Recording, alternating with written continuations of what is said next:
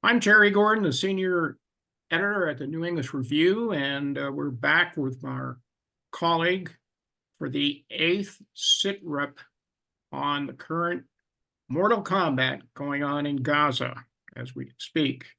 And that's General John Adams, retired U.S. Army, noted military strategist and/or expert in a variety of areas. In general, in your new capacity as a member of the tribe, would you give your customary blessing on Israel and Sahel? It's a pleasure to join you, and it is my pleasure as well as a new member of the tribe to ask God's blessing on the house of Israel and on the IDF soldiers who are fighting for all of our freedom from terrorism. And the work that they're doing now has the blessing of God on it to protect us all. May God bless them. On this 145th day of the mortal combat by Israel against jihadist Hamas in Gaza,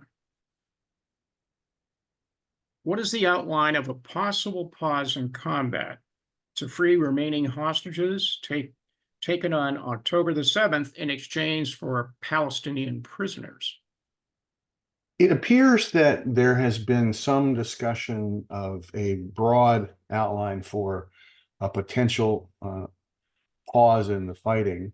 And that broad outline involves a potential, again, we have to say potential because there's nothing agreed to, 40-day truce, the freeing of approximately 40 of the hostages, Israeli hostages that were kidnapped and tortured by Hamas. And they would be composed of women, of ill, sick hostages, hostages under the age of 19 and over the age of 50. Again, these numbers they're not agreed upon. They're just a broad outline. And then in conjunction with the freeing of the 40 Israeli hostages, approximately 400 Palestinians, Arabs, would be released from prison for the crimes they've committed. And I have to highlight the fact that we're not talking about the exchange of innocence for innocence. We're talking about the exchange of absolutely innocent Israelis for criminal Arabs who were put in prison because of their crimes. And it would also involve the ramp up of aid to the population of Gaza, and the IDF would move out of the settled areas of Gaza for a period of time. The IDF would cease aerial reconnaissance for a period of 8 hours a day over Gaza.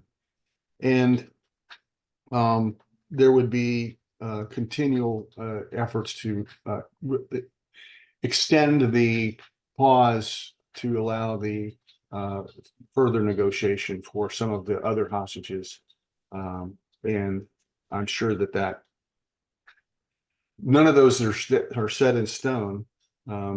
We do know from the news that our president said that he thought there could be he called it a ceasefire, not a pause in hostilities, but a ceasefire. And we have to be careful about the words, more careful than our administration is about the words. There's been no agreement. There's been no talk of an agreement with any kind of timeline by this weekend, or by even by there's no timeline on it. And for him to make that announcement as he's eating ice cream, talking to press who are also eating ice cream, and then repeat some of the same postulations on a late night comedy show, it puts it in perspective. He doesn't know. He's unreliable. Nobody takes it seriously. In fact, there were denunciations almost immediately after the press event that he had from Hamas, from Qatar, and from Israel. But Israel was quite polite about it. They said, we do not understand the reason for the president's optimism, which is a pretty polite way of saying he has no idea what he's talking about. True. Israel's war cabinet has released a plan for evacuation of 1.3 million Palestinians in Rafah and Gaza, coupled with a boost in humanitarian aid aimed at destruction of the remaining 4 Hamas battalions. Why is the Biden administration and many Western allies opposed to this plan? Since you're asking me the question, I will give you the answer that comes from my experience and my having watched this as so many other conflicts. I don't think that I think the reason that the Biden administration and its and the UK and some other Western governments are opposed to it is because they realize that the plan to evacuate Rafah is the precursor to the IDF's operation to destroy Hamas in Rafah.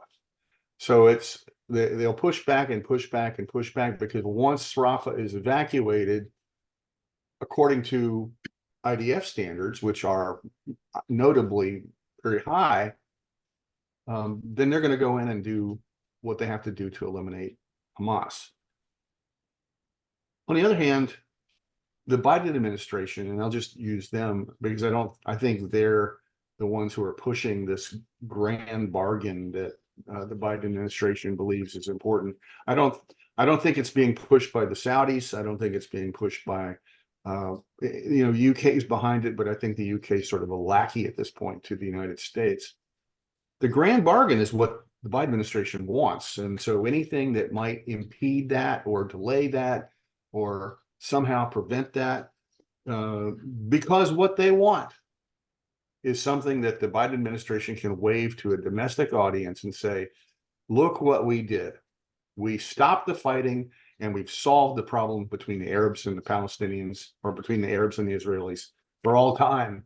It's a grand bargain, which means a rapprochement between Saudi Arabia and Israel, which was close to happening prior to October 7th. U.S.-Saudi Defense Pact, U.S. technical assistance to develop Saudi domestic nuclear energy, resolve the Palestinian issue, again, a la Oslo, for all time, and allow the Biden administration to trot out its foreign policy success. We've deterred Iran, we've solved the Middle East problem. Aren't we great? And I hope that doesn't happen, frankly, because what that would produce is disaster. It wouldn't deter Iran, first of all, because it would cater to Iran, and second of all, it would ensure that there would be a Palestinian state on the border of Israel, which is completely it's unimaginable that would happen. And more than 80% of Israelis, including Arab Israelis, do not want that. So we're dealing over Israel's head.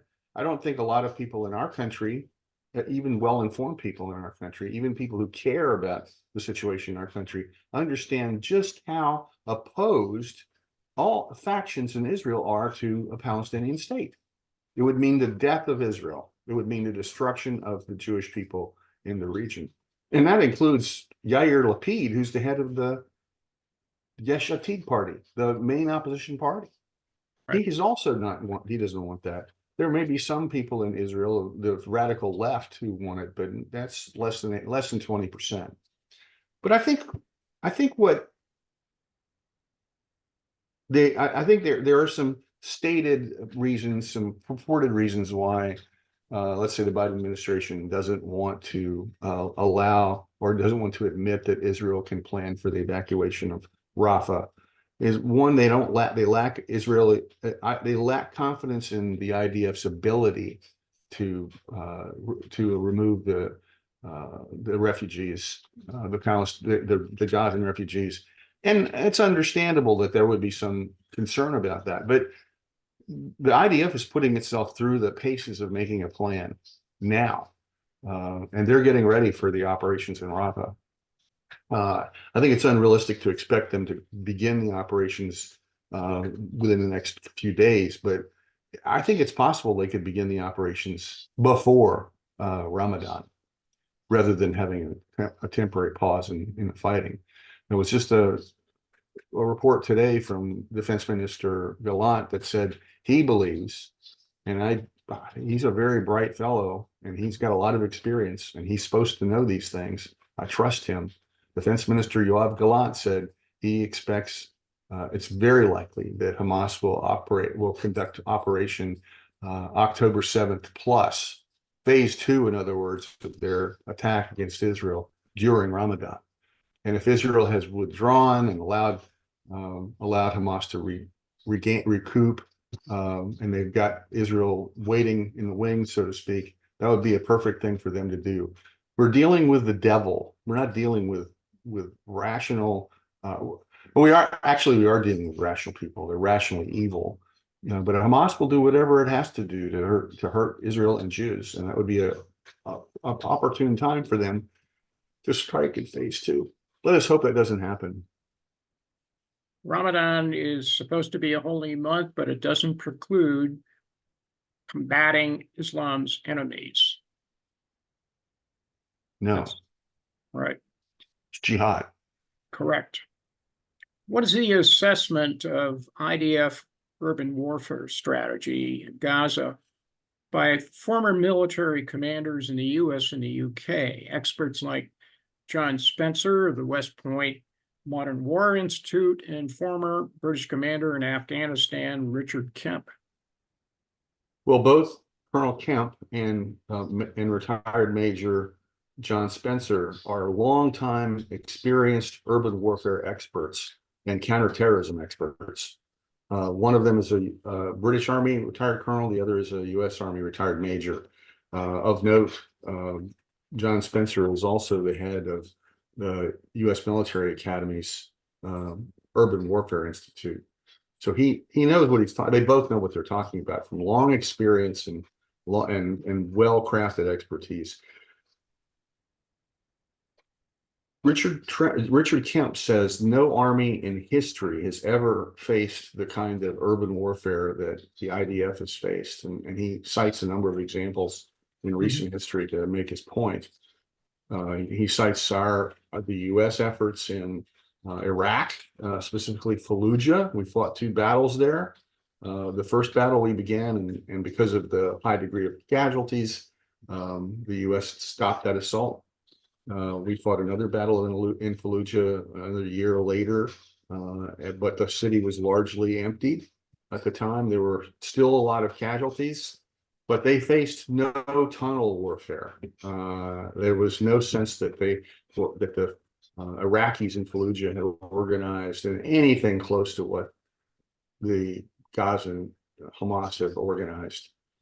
So he said this has never been done, and the Israelis, the IDF, is doing as well or better than any other force in history in terms of preserving human life, in terms of casualties. For Spencer's part, he referred to the fact that there's no precedent for this war, and he used some of the same examples. He used Mosul and also in Iraq as an example. Mosul was a much bigger city than Fallujah, but it was also a large number of combatants on both sides. But the preponderance of combatants was on the Iraqi security forces side, and it was defended by ISIS and their ilk. There were still a lot of casualties, but there was in both cases, in both the cases that cited by Spencer and Kemp, there was no tunnel warfare, no sense of tunnel network that Hamas has created. So unprecedented conflict in urban warfare. IDF is specifically commended for their efforts to preserve human life and reduce casualties. These are 2 experts in the field who know what they're talking about, and they commended the IDF for their efforts to reduce pain and suffering and casualties to the civilian population. Israel's Prime Minister Bibi Netanyahu has unveiled a so-called day after plan, the destruction of Hamas. What are the key elements of his plan, and why has it been rejected out of hand by not only the U.S., but Israel's enemies? Well, I think one thing, Netanyahu took some time to put this together, and I'm sure he did it in conjunction with the IDF and the rest of the defense ministry, as well as the other ministries within Israel. So it's not his personal plan, but it's his plan after having conceived of it over the past few months and being presented to the Security Cabinet on February 22nd, so only a few days ago. The first thing it calls for is that the IDF would retain security control over Gaza for an indefinite period of time. Total freedom of operations, full control by the IDF over land, air, sea, and the electromagnetic spectrum, all of which are important, interconnected, but different aspects of control. The plan would call for a buffer zone within Gaza, which would allow security forces to interdict any potential terrorist acts from Gaza into Israel or into Egypt, for example. It calls for civil governance by locals with management experience, unconnected to organizations such as the Palestinian Authority, which itself is corrupted by terrorism.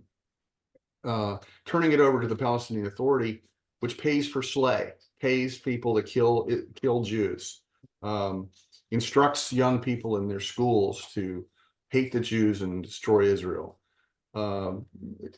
This plan obviates that possibility by no influence from the Palestinian Authority.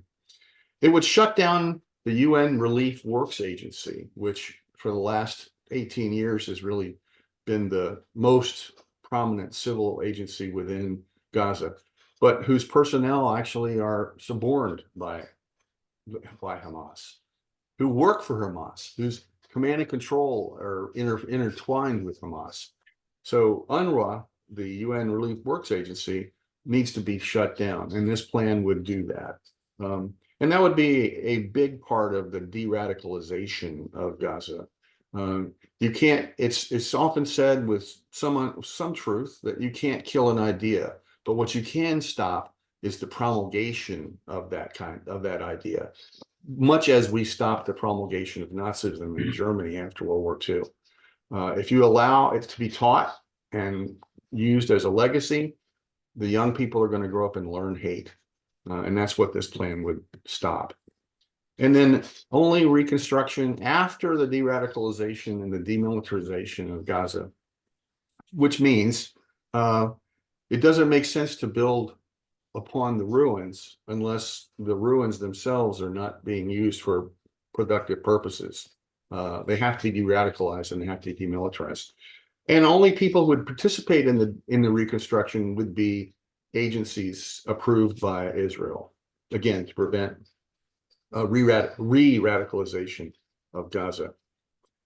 This has been rejected because I think, again, what's happening is those who are enemies of Israel or who are not fully supportive of Israel and don't want to see the destruction of Hamas and don't want Israel to take over and ensure security in Gaza, don't want to see the precursor for that.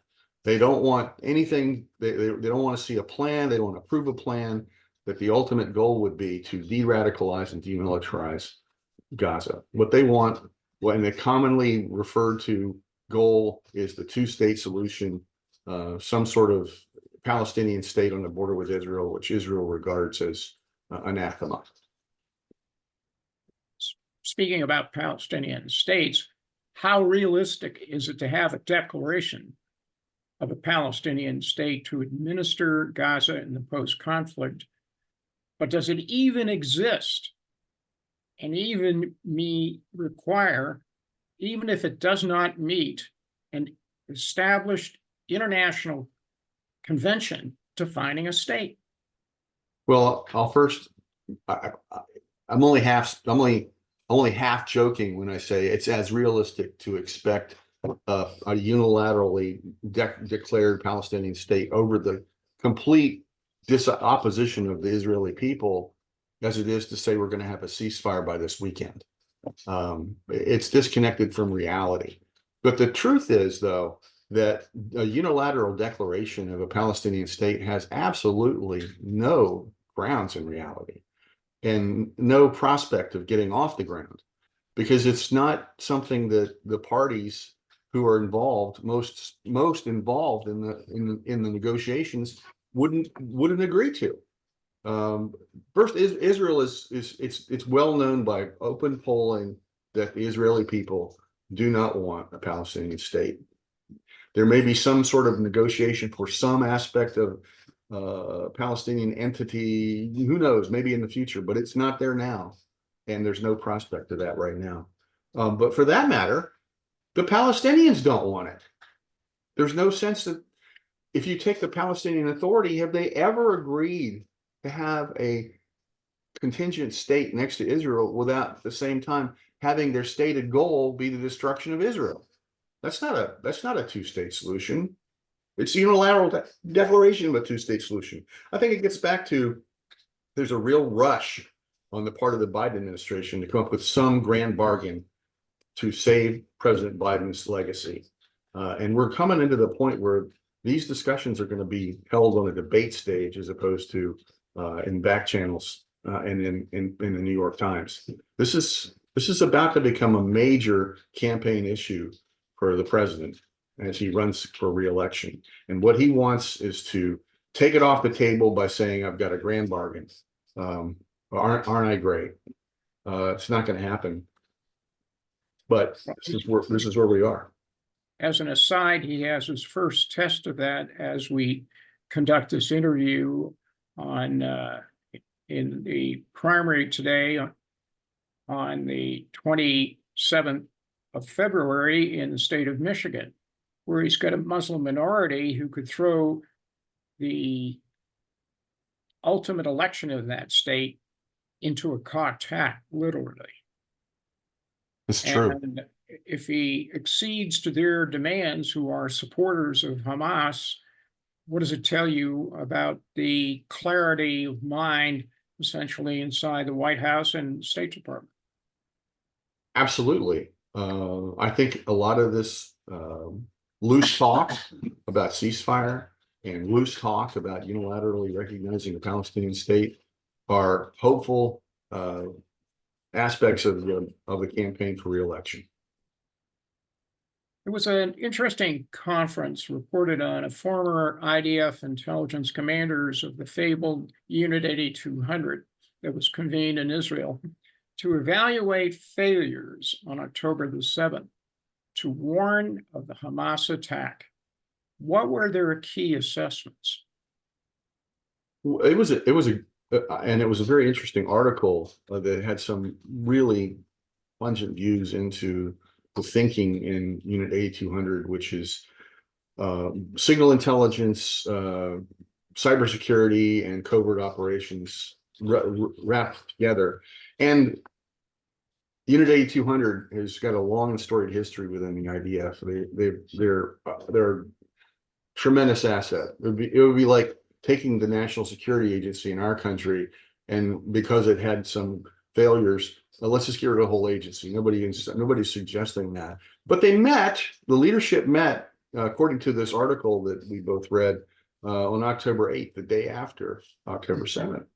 And there were two real different perspectives that came out of that. One was a search for what went wrong and to blame the commander and the high level people who ran it. Probably has some truth to that. The other was, let's look at what happened systemically. This didn't just happen. It's also the culmination of a long-term process in our intelligence collection and dissemination operations. And so they said, we're going to have to do a more thorough investigation, of course, which is probably still going on. But we know something about what the conclusions of Lieutenant Colonel Donnie Harari, who is the one who was tasked to do the investigation, a long-serving intelligence officer in the IDF. And so far, it appears that the conclusions are that there are fundamental flaws in the dissemination and utilization of intelligence. Dissemination, like who gets to know what's happening and how quickly, and utilization of it, what drives decision making, what specific items of intelligence are going to either immediately or as a consequence change the way we operate. Specifically, more driving down a little bit, they cited an inability to transmit intel to higher echelons. In other words, the intelligence that was gathered on October 7th did not get to, or the intelligence we gathered leading up to October 7th did not get up to the higher echelons. It was somehow constrained from rising up. It's probably true. Not everything gets reported up the chain because that would be overwhelming. You depend on the lower levels of intelligence collection and analysis to weed out those bits of information that higher levels don't need to know because it would overwhelm them. But in this case, they looked at the intelligence that was pumped up the chain, and the important intelligence did not get up the chain, which produces a critical lapse in operational vigilance. Because if you're not looking for something, you're probably not going to see it. So you've got to tune your system, your collection system, to look for things that you need to look for as indicators for what could happen next. They cited as a reason for this is the shifting focus within the IDF system, and specifically Unit 8200, from human-based intelligence analysis based on reason and what is likely to happen given the situation, to using technology as a means of figuring out what is important, and automation, which, I mean, I think we would all agree the problem is not so much with the technology of intelligence. The problem is that we can't overly rely upon it without having a human involved in the loop. And it also recommended that there needs to be more blending of collection and analysis. I can think of 100 examples off the top of my head in my own intelligence career where events get reported, but nobody sane is looking at it, and it gets reported and completely out of context. You got to have a human in the loop. You can't just say all the machines are going to do it, and you can't even have low-level intelligence operators reporting everything. They've got to go through somebody who's got a mind, who understands the context. But we can go through some of those examples at another time. But I think 8200 is doing something that seems to be on the right track. Yes, should there be accountability and responsibility? Absolutely.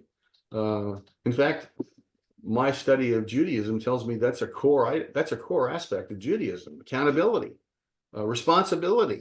I'm not surprised the IDF would have those attributes in its after action report.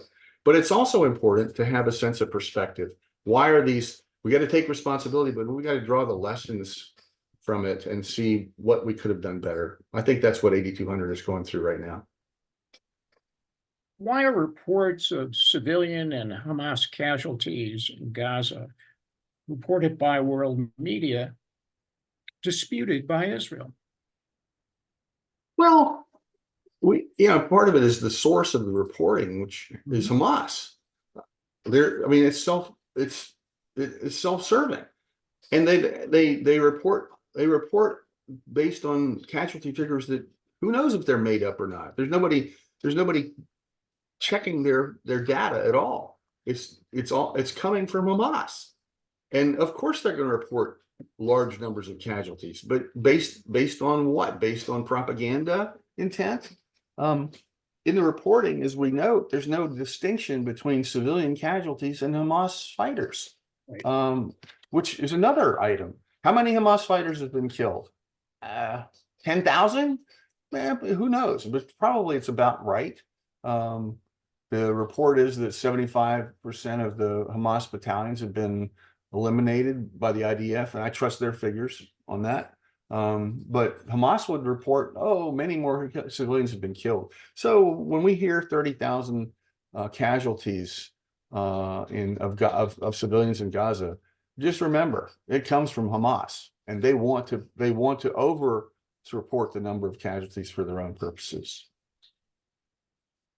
As combat in Gaza appears to be winding down, the cross-border conflict with Hezbollah in Lebanon, Israel's northern and Syrian fronts, has escalated rather significantly, with increasing rocket and drone attacks and that are repelled by both air and artillery strikes by Israel. Can the IDF maintain a multi-front war against Iran-backed proxies with the ability to attack all of the country? The answer to that question, I believe, is yes, but with great difficulty and with a tremendous amount of loss, both on from the standpoint of infrastructure and civilian casualties. You're never prepared for war. War is what it is. It's a disastrous event affected by forces that ultimately are out of control. When there is a large-scale conflict on the northern border with Israel, it will be terrible, and there will be a lot of casualties and destruction. That said, Israel has been preparing for this particular war for 20 years, and they've got plans that will, I'm sure, be successful. It will be very different from the operations in Gaza. And one of the main differences is it will be maneuver warfare, not just going into urban combat. Mm-hmm. There will be some urban combat, but it won't be as vast as what's going on in Gaza. It also will be very much aided by targeting of Hezbollah units and installations that's been going on for 20 years too. And there's a lot of human intelligence in southern Lebanon that the IDF can rely upon. It's a pretty good bet that they know where the bunkers are, they know where the missiles are, they know where the installations are, and they know where the Hezbollah bases are. And they'll go after those in a rigorous way. But in the meantime, Hezbollah has as many as 30,000 missiles, and they can range the entire country of Israel. And they'll probably use that to great effect. We're talking perhaps thousands of missiles launched on the first day of this upgraded conflict, and they'll touch everybody. And Iron Dome and hopefully Iron Beam, which is, I know, about ready to be deployed, will be used to good effect. In fact, that's my own thought is that's probably Iron Beam is probably going to be used for the first time in this war between Hezbollah and the IDF. They don't want to bring it out too soon because it would be a strategic effort or strategic impact to bring it out. But I think they're going to do everything they can to keep the missiles away from Israeli towns, villages, and cities. We all know Haifa is just across, really 40 kilometers away. Haifa is a city of almost 500,000 people. It will be disastrous. And it will also be a question of how quickly the IDF can conduct a ground assault and get north of the Litani River. I think they'll try to press on very quickly. Again, maneuver warfare, which they will be able to conduct. But the other side of that is it's very mountainous territory, hilly territory. That's, Gaza's flat except for the buildings, but the area north of the Lebanon border is vastly more hilly terrain, mountainous terrain, and I think it'll take the IDF some time to punch through that. Have U.S., EU, and French diplomatic efforts failed to prevent what we just talked about, a possible IDF ground operations to push Hezbollah Renwan forces beyond the Litani River line in southern Lebanon? Well, that's a plus minus answer really from me. I don't think they've been effective because obviously the Hezbollah is still there along the border and there's still fighting going on. But it may have slowed down the onset of major combat operations, which is to Israel's benefit, especially since they're focused on Gaza right now. But I think the long term, UN Resolution 1701 says all the Hezbollah needs to be north of the Litani River. They're not. They're right on the border. The good news is there hasn't been major combat operations. There's been, the back and forth that we see on a day-to-day basis, which, is terrible because it kills soldiers and civilians on the Israeli side. But on the other hand, it's not a major combat. And I think what Israel would like to, I think Israel will have to take out Hezbollah south of Litani eventually, and have to do some kind of a border, some kind of a border area security control that they haven't been able to yet. But I think they'll have to do something. But they're going to wait till Gaza operations are finished to do that. They'd like to push it off. So what has been the effect of, let's say, the French most recently made a proposal which was ineffective, but if it allows the IDF to wait for now to conduct their major combat operations, that's actually positive. Does that all illustrate the failure of UN Resolution 1701 that came up out of the Second Lebanon War in 2006, as I recall? Yes, it's a failure. It didn't work, but it's at least kept until October 7th, when 80,000 Israelis had to withdraw or had to evacuate their towns and villages along the border. It produced at least some respite from Hezbollah's depredations, and but it's ineffective. It's not diplomat. The dynamic that's going on in Lebanon, as we know, is that there is a government in Lebanon, but the government in Lebanon is completely subordinate to Hamas because they're in the government. So we can't expect anything that's negotiated with the Lebanese government to be effective. Right. Turning to the Red Sea, how effective has been the US, UK, and coalition air and naval campaign and in that area, as well as the Gulf of Aden, against the Iran-backed Houthi rebel forces in Yemen? Much as the efforts to get Hezbollah to withdraw from the border with the northern border with Israel, I think we have to conclude that the efforts to stop the Houthis, who are tribesmen whose entire technology and command and control is furnished by the Iranian Republican Guard Corps, they're still firing rockets and missiles and even destroying undersea cables. That's most recent, last week. Yep. Destroying undersea cable that links Djibouti and Yemen. They're unsophisticated tribesmen, but with sophisticated, devilishly effective leadership. So there's two dynamics going on, I think. One, the first dynamic is that our actions have been really proportionate, and they need to be disproportionate. Because as long as it goes on, there's no deterrence. We're not deterring them from doing anything that they're doing.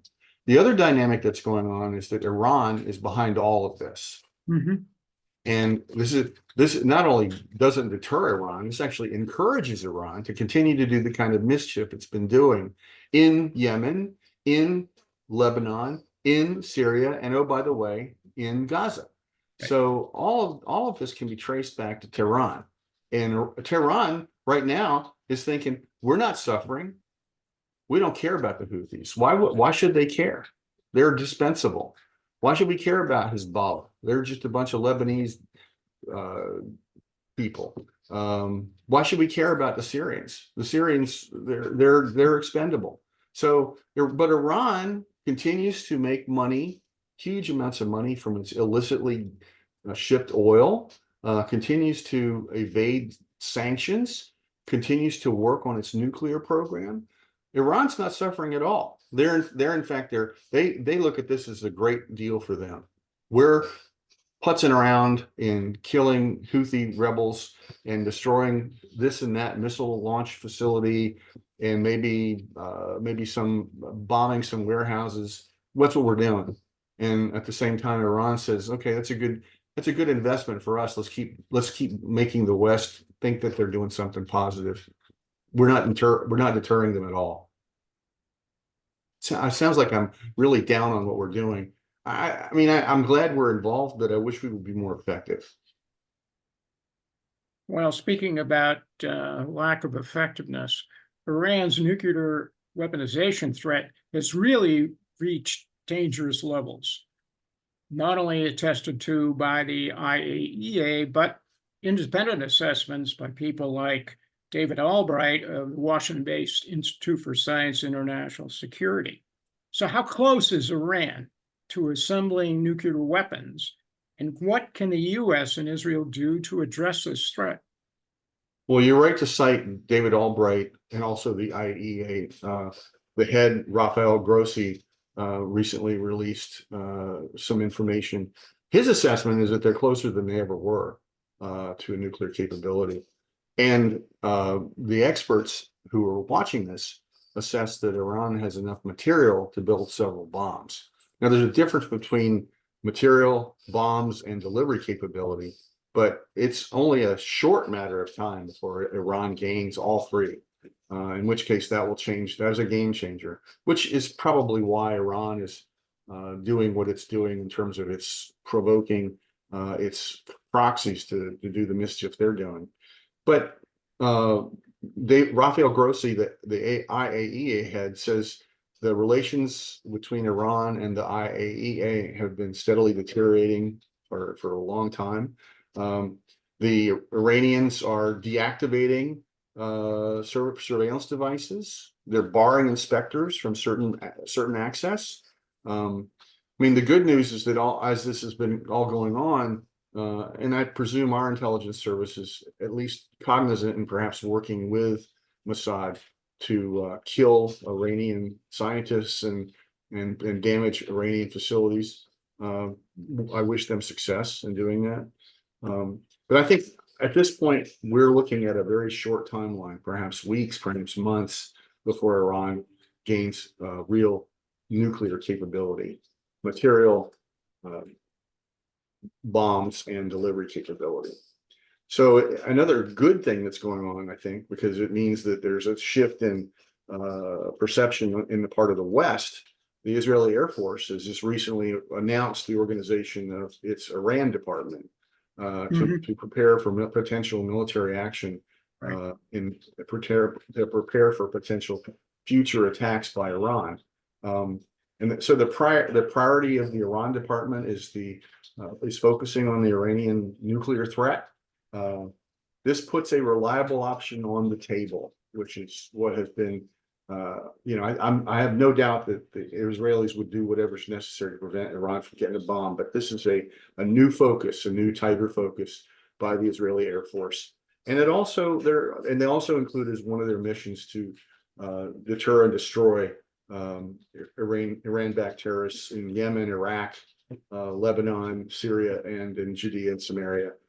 So we'll see. It's an Air Force-based effort. I'm sure they'll, like most of the things that Israel does, will be combat arms oriented and integrate with the other military arms. But it's good that they're doing that.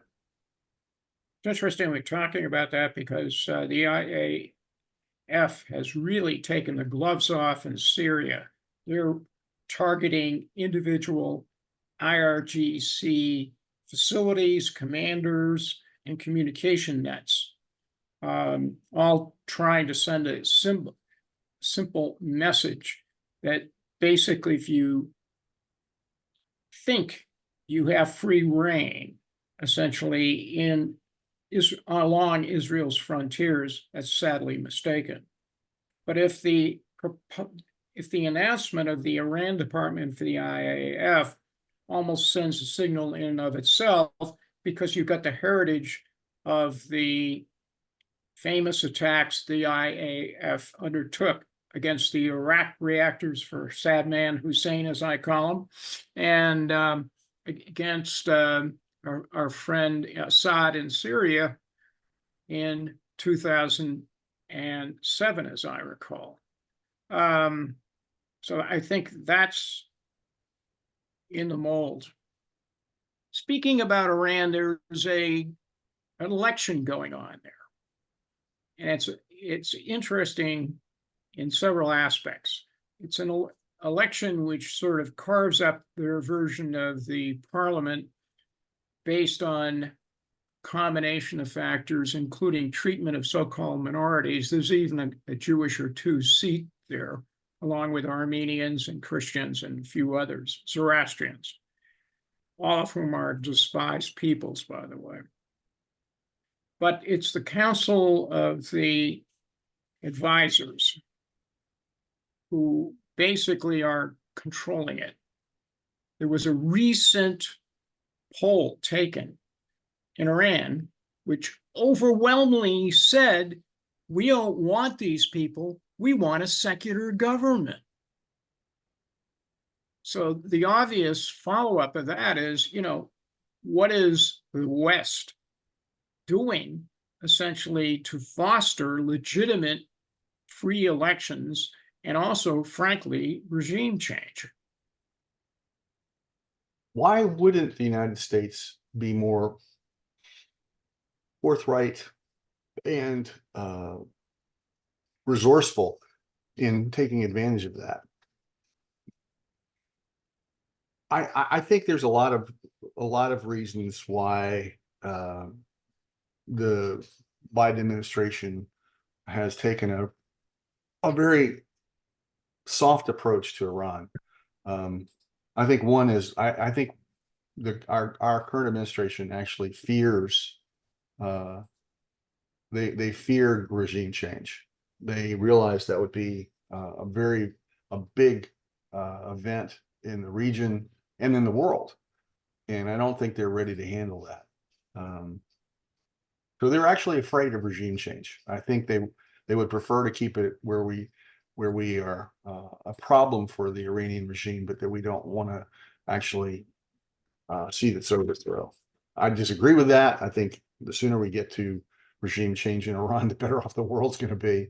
Oh, yeah. But I think our current administration is much too timid in its approach.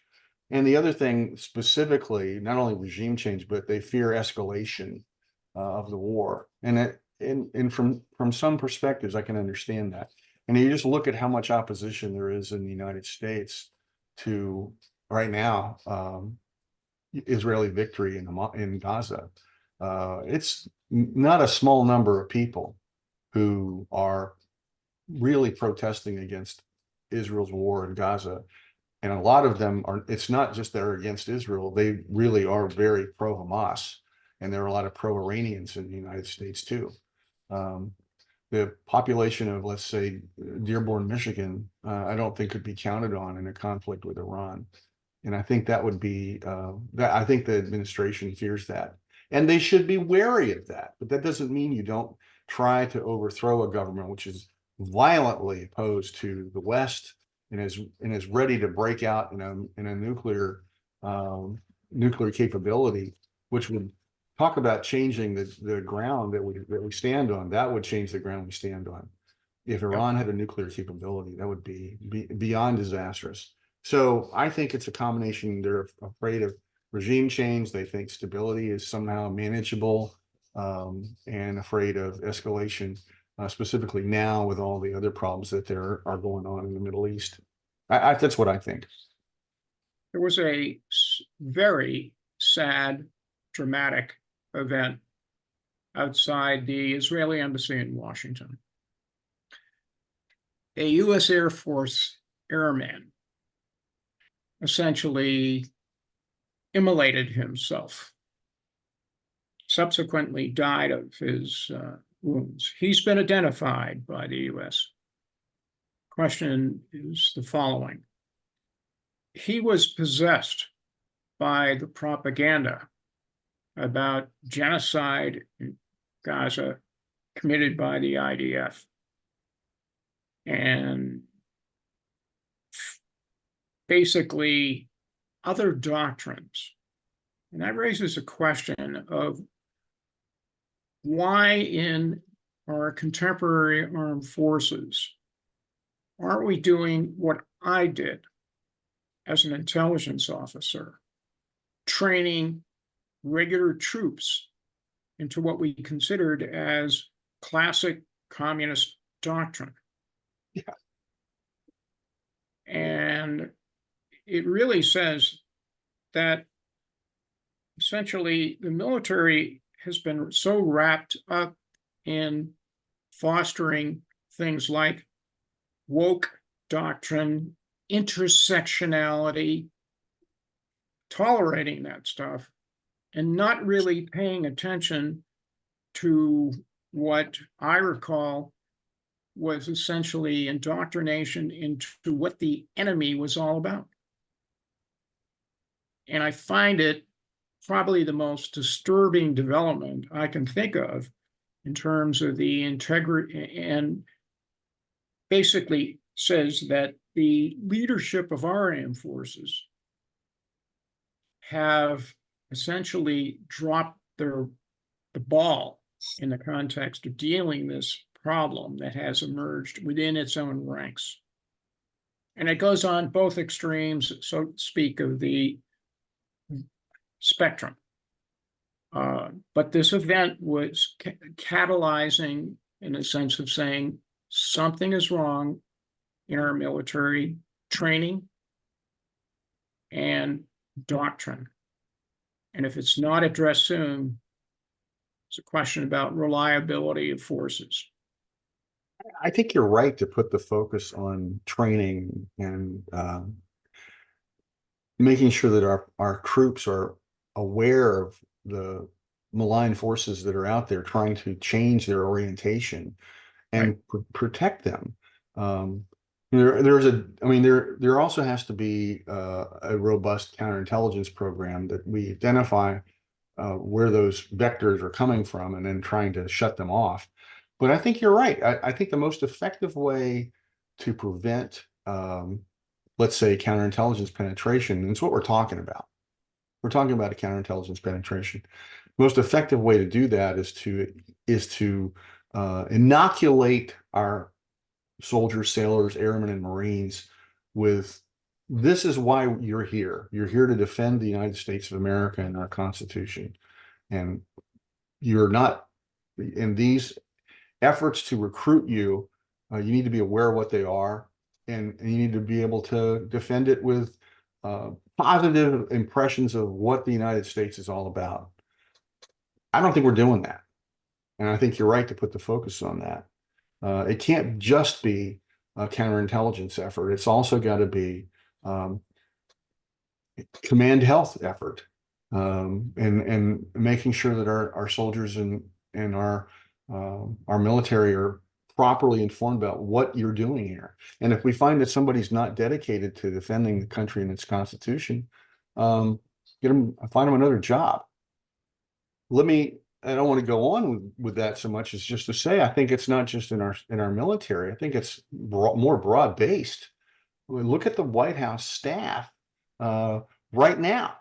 People that work in the White House for the president are protesting against U.S. policy publicly. I can't imagine where that came from. And Well, to stretch that a little further, you also had a questionable Iranian American in the Pentagon at a fairly high level, raising issues that basically were antithetical to our doctrine. And then you have the peculiar aspect of the former, now furloughed is the expression, Deputy National Security Advisor, who was our special envoy to Iran. Yeah, really. under investigation. And as he should be, but how did that happen? How did this situation come How about does in the that first? occur? Yeah. How does that happen? And I wish I had an answer to that, but I think you're absolutely right to put your finger on what we have to do in a positive way to Right. ensure that our military members are dedicated to our country, dedicated to our Constitution. That'll be the best way to inoculate them against these counterintelligence efforts to destroy their loyalty. Just to go back to the airman who killed himself in front of the Israeli embassy. I mean, as with most suicides, you go to the social media to try to find out what's going on. I don't need to cite all the things where social media is not. That's not what the point is. The point is he was hugely disaffected, and Right. therefore should not have been serving in our military. But That was, nobody did anything. that was also the case with the young man who had been in the Air Force Reserves, who was handling secret documentation with a gaming group who was arrested, you may recall, last year. Yes. Yeah. Yeah, they're very similar. Yep. I just have a hard time explaining it. Why- You know, we've served, and when you're in service, you may have a opinion about certain things that, may not be, the party line, so to speak. That's okay. You're okay to do that. But there's a certain point at which it becomes, I use the term disaffection, where you literally cannot stand the country that you're working for. That's when you need to be out of the military, period. You can't serve anymore. The right to dissent does not extend to that kind of disaffection. Correct.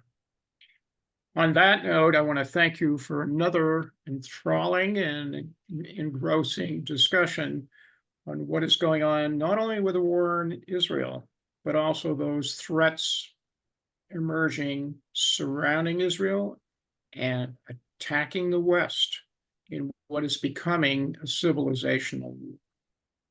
And absolutely, I thank you for the opportunity to discuss these issues that are so important to the world and to us. Bless the house of Israel.